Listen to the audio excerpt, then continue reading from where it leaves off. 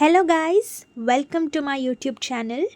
ಇವತ್ತಿನ special recipe ಏನು ಅಂತ ತಮ್ನೇಲಲ್ಲಿ ಹಾಗೆ ತೋರಿಸ್ತಿರೋ ಪಿಕ್ಚರಲ್ಲಿ ಎರಡೂ ಸೈಡ್ ನೋಡಿರ್ತೀರಾ.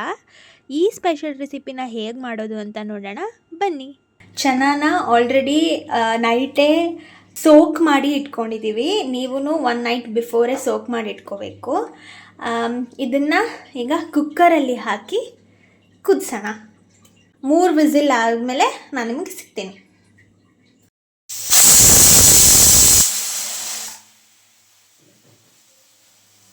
ಸೊ ನಮ್ಮ ಕುಕ್ಕರ್ ವಿಸಿಲ್ ಆಲ್ರೆಡಿ 3 ಆಗಿದೆ. ಆ ಗ್ಯಾಪಲ್ಲಿ ನಮ್ಮಮ್ಮ ಇದನ್ನು ಕಟ್ ಮಾಡಿ ಕೊಬ್ಬರಿನ ತುರಿದು ಇಟ್ಕೊಂಡಿದ್ದೀವಿ. 1 ದಪ್ಪವಾದ ಈರುಳ್ಳಿನ ಕಟ್ ಮಾಡ್ಕೊಂಡಿದ್ದಾರೆ. 3 ಟೊಮ್ಯಾಟೊ, ಫುಲ್ ಹಾಕ್ಕೊಳ್ಳಲ್ಲ, ಅರ್ಧ ಸ್ವಲ್ಪ ಕಾಯಿ ತುರಿ ಹಾಕೋತೀವಿ. ಇದನ್ನ ಟೊಮೆಟೊನ ಸಪ್ರೇಟಾಗಿ ಪೇಸ್ಟ್ ಮಾಡ್ಕೋಬೇಕು. ನಮ್ಮಮ್ಮ ಕಾಯಿ ತುರಿನ ಹಾಕೋತಾ ಇದ್ದಾರೆ. ಸ್ವಲ್ಪ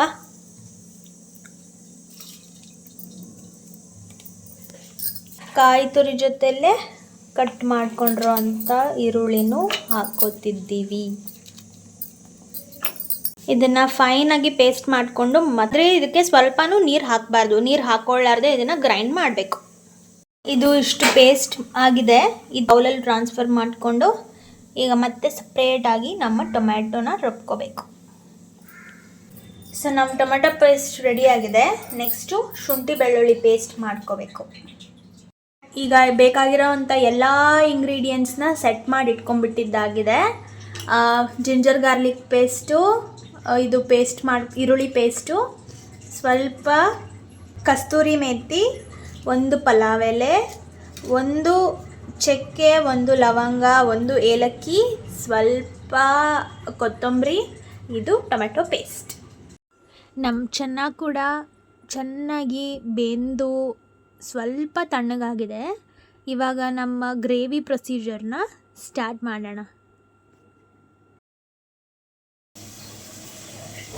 ನೀರೆಲ್ಲ ಹೋದ್ಮೇಲೆ ಎಣ್ಣೆ ಹಾಕ್ಕೊಂಡು ನಮ್ಮ ಗ್ರೇವಿ ಪ್ರಾಸೆಸ್ನ ಸ್ಟಾರ್ಟ್ ಮಾಡೋಣ.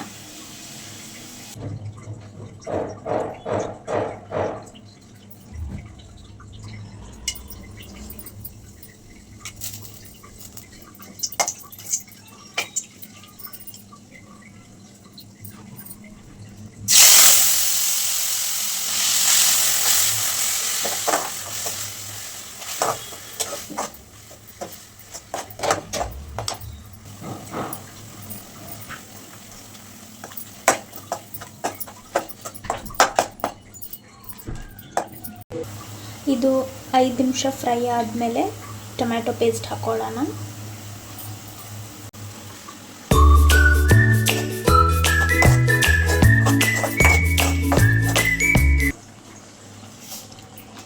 ಟೊಮ್ಯಾಟೊ ಪೇಸ್ಟ್ ಉಳಿದಿರೋ ಮಿಕ್ಸಿ ಜಾರಲ್ಲೇ ಸ್ವಲ್ಪ ನೀರು ಹಾಕ್ಕೊಂಡ್ಬಿಟ್ಟು ಹಾಕೊಂಡ್ವಿ.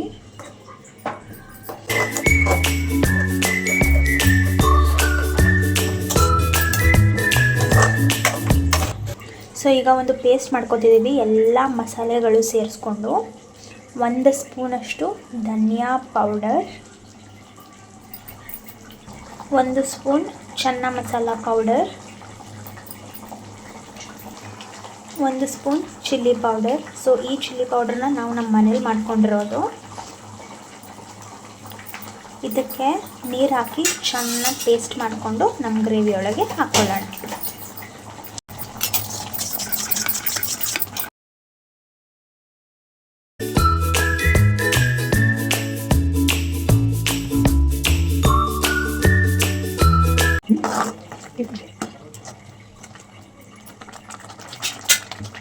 ಸೊ ಮಸಾಲೆಗೆ ಸ್ವಲ್ಪ ನೀರು ಹಾಕ್ಕೊಂಡು ಹಾಕ್ತಾ ಇದ್ದೀವಿ. ಸ್ವಲ್ಪ ಅರಿಶಿನ ಪೌಡ್ರು, ರುಚಿಗೆ ತಕ್ಕಷ್ಟು ಉಪ್ಪು. ಲೋ ಸಿಮ್ಮಲ್ಲಿ ಇಟ್ಬಿಟ್ಟು ಇದ್ರ ಮೇಲೆ ಒಂದು ಪಾತ್ರೆ ಮುಚ್ಚೋಣ. ಈಗ ನಮ್ಮ ಗ್ರೇವಿ ಚೆನ್ನಾಗಿ ಕುದ್ದಿದೆ. ನಮ್ಮ ಚೆನ್ನ ದಾಲ್ನ ಹಾಕೊಳ್ಳೋಣ ಬನ್ನಿ.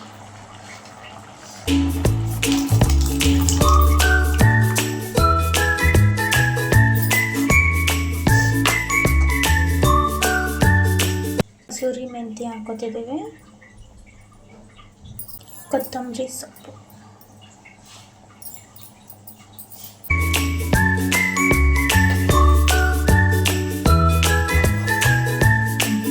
ಇನ್ನೊಂದು 5 ನಿಮಿಷ ಕುದಿಸೋಕ್ಕೆ ಬಿಡೋಣ.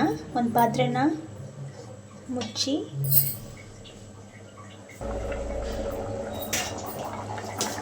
ಸೊ ಮಸ್ತಾಗಿ ರೆಡಿಯಾಗಿದೆ. ಇದನ್ನು ನೀವು ಚಪಾತಿ, ರೊಟ್ಟಿ, ಅನ್ನ ಮತ್ತು ದೋಸೆ, ಪೂರಿ ಯಾವುದ್ರಲ್ಲಾದರೂ ತಿನ್ಬೋದು. ಜಿಮ್ಮಿಗೆ ಹೋಗೋರು ಪ್ರೋಟೀನ್ಸ್ ಥರನೂ ತಿನ್ಬೋದು. ಬಟ್ ಸ್ವಲ್ಪ ಮಸಾಲೆ ಕಮ್ಮಿ ಹಾಕ್ಕೊಂಡು ಮಾಡಿಕೊಂಡು ತಿನ್ಬೋದು. ಚೆನ್ನಾಗಿ ಚಾಟ್ ಮಾಡ್ಕೋಬೋದು, ಸಕ್ಕತ್ತಾಗಿರುತ್ತೆ. ಸೊ ಇದೇ ಥರ ತುಂಬ ರೆಸಿಪೀಸ್ ಬೇಕು ಅಂದರೆ ನಮ್ಮ ಬಿಜಾಪುರ ಊಟ ಆ್ಯಂಡ್ ಸ್ಟೋರೀಸ್ ಚಾನಲ್ನ ಸಬ್ಸ್ಕ್ರೈಬ್ ಮಾಡಿ, ಬೆಲ್ ಐಕಾನ್ನ ಪ್ರೆಸ್ ಮಾಡಿ. ನೆಕ್ಸ್ಟ್ ಯಾವ ಡಿಶ್ ಬೇಕು ಅಂತ ಕಾಮೆಂಟ್ ಬಾಕ್ಸಲ್ಲಿ ತಿಳಿಸಿ. ನಮ್ಮ ಗ್ರೇವಿ ಕಂಪ್ಲೀಟಾಗಿ ರೆಡಿಯಾಗಿದೆ. ನಾನು ಫ್ಲೇಮ್ನ ಆಫ್ ಮಾಡ್ಕೊತಿದ್ದೀನಿ. ಸೊ ನೀವು ನೋಡಿದ್ರಲ್ವ ನಾವು ಈ ರೆಸಿಪಿನ ಹೇಗೆ ಸಿಂಪಲಾಗಿ ಮಾಡಿದ್ವಿ ಅಂತ.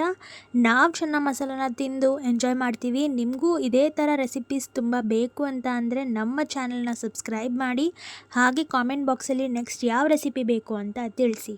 Thank you so much for watching. Bye.